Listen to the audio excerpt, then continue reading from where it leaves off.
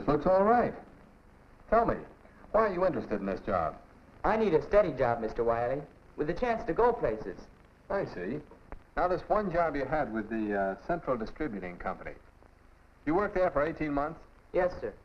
Why did you leave? Because I wasn't getting anywhere. After 18 months, I figured I was worth more than they were paying me. And I figured I was ready for promotion to more important work. I see. Honest, Mr. Wiley, it was a rotten company.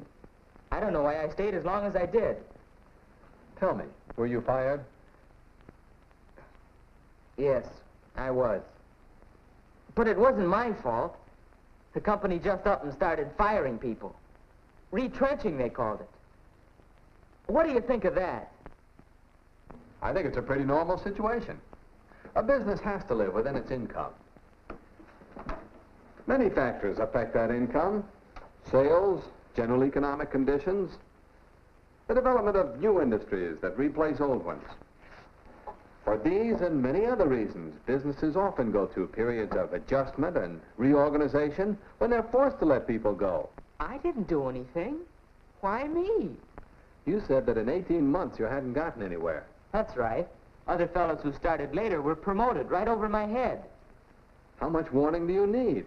Couldn't you see the company valued the other fellow's services above yours? But I thought I was doing fine. What did I do? Do you expect me to answer that? No, sir. I guess you wouldn't know. Actually, I probably do know, better than you do. I have no business taking time for this, but I can't help thinking you might really amount to something if you'd set your mind to it. Try to see yourself as your employer saw you.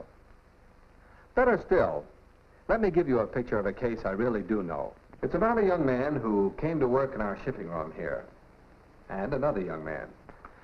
Now, we begin work here at 8:30. That's the time to begin this business of keeping a job.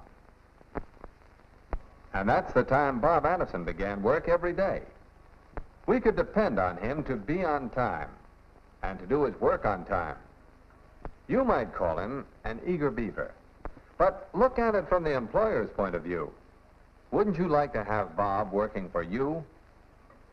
Dependability is one of the main keys to keeping a job and getting ahead. Now, dependability includes a willingness to work. Some of the work in our shipping room is hard work. That's why we've always had two fellows working there. Well, two fellows who were supposed to be working. The other fellow I want to tell you about is Walter, Bob's brother, Bob's twin brother. But the resemblance is only skin deep. Look at Walter from the employer's point of view, and you see how not to keep a job. Look at him from Bob's point of view, and you see how not to get along with your fellow workers.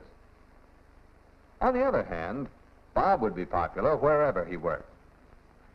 You know, he would do his share of the work and help others who needed help. Cooperation is another way to keep a job.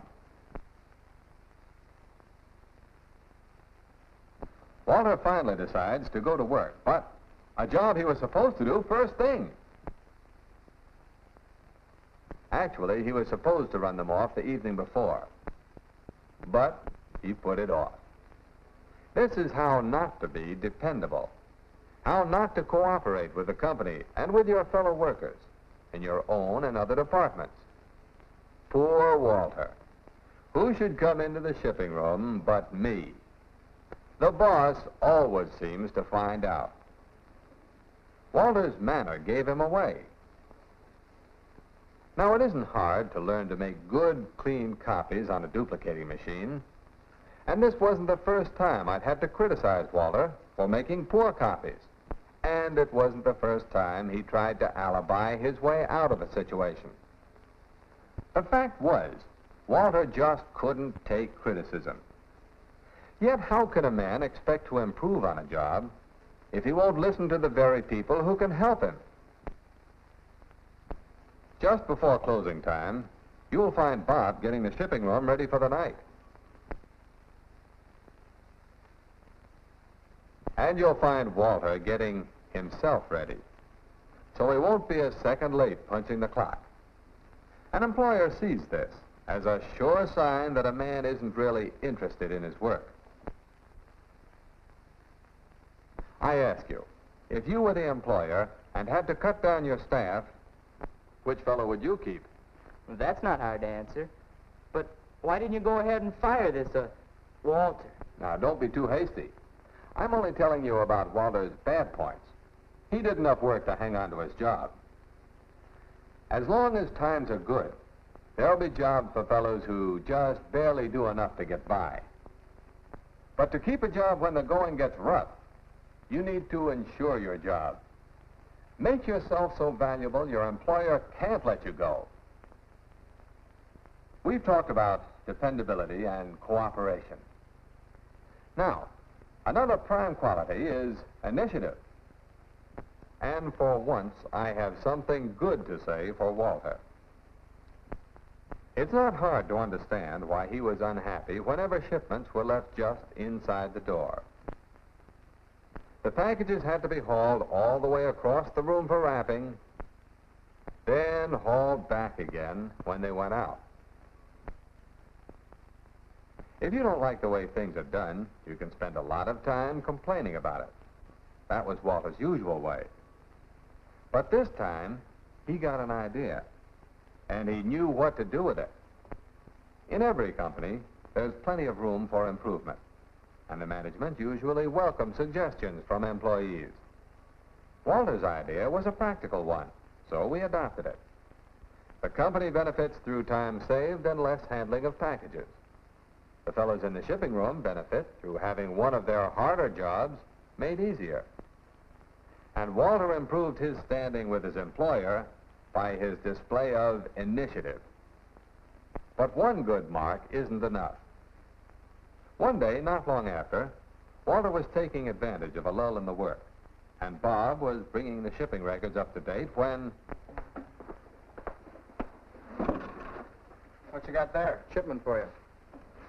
Wise guy. Well, finally. The stuff they've been running in here asking about every hour for the last 3 days. Sign here. That's the way it is in this company. They wait till they've run out of something. Then everybody runs around like crazy. No system. And nobody in charge with enough brains to start one. What a way to run a business. You don't like the company. Why do you work for it? Me, I work for a swell outfit. I'm proud of them. Maybe I'd like to work for them. Could they use me? What for? A press agent? Yes, Walter found out that nobody thinks very much of a man who talks against the company he works for. And what did Walter gain by making that false statement about his company? Nothing, except trouble for himself if it got back to his employer, which it did. I guess it's not very different from the way I was talking to you about the place where I used to work. Well, there's a saying, if the shoe fits. Oh, the shoe fits all right. You knew it would, didn't you? Yeah, I could see my shortcomings all over the place. Dependability, initiative, cooperation, and loyalty. I could have done a lot better on every count. You can do better. Come on. Yes, sir. Well, Bob, I've got a new assistant for you. Bob Addison, this is Ed Blakesley. Hi, Ed. Glad to meet you. Bob's a good man to watch. As soon as he trains somebody to take over here, he's moving up to assistant purchasing manager. Say, that's great. Mr. Wiley's been telling me about you and your brother. My brother? Yeah, your twin brother, Walter. I had a point to make, so I invented a twin brother for you. You see, in this twin of Bob's, I was really describing Bob's poor conduct on the job when he first came to work here. Oh, you mean the way I was loafing on the job around here before?